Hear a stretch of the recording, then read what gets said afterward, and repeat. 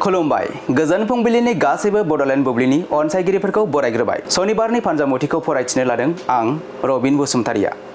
फानजामुथिनि गिबियाव दं मेष राशि। गोबावनिफ्रायनो आसा खालामनानै थानाय सिमाङा जाफुंगोन। गोसोआव जोबोद रंजाखांनाय फैगोन। वृष राशि।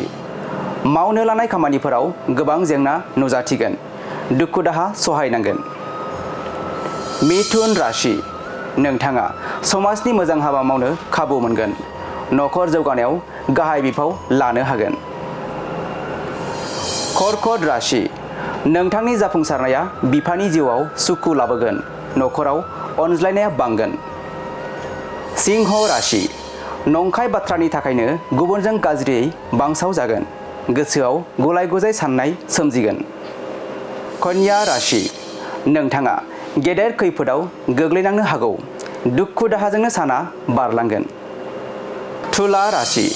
गोनांथार खामानिनि थाखाय नोंथाङा सोरजोंबा जगाजग खालामनांगोन। खामानिफोरा जाफुंसारगोन। वृश्चिक राशि। गोबावनिफ्रायनो सुथुर जालायना थानाय दंब्ला जोबस्रांगोन। बयजोंबो गोरोबलायनानै थानो हागोन।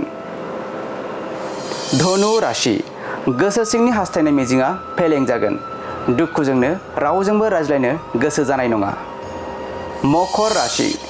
नोंथांनि बिबाना गोजौ फारसे जौगालांगोन।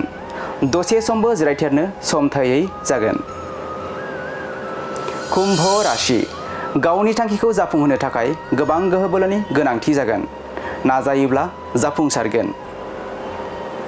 आरो मीन राशि। थांखांनाय जाथायफोरखौ गोसोखांफ्लांना गोसोआव गिनाय सोमजिगोन। असान्थियैनो साना बारलांगोन। दिनै सानसेनि राशि फरायथिनाया बेसेनोसै। आसा खालामो नोंथांनि दिनैनि साना मोजाङै मोजां बारगोन। बेखौ बड'लेण्ड बुब्लि नखरनिफ्राय मिजिंथिबाय। गोजोन्थों।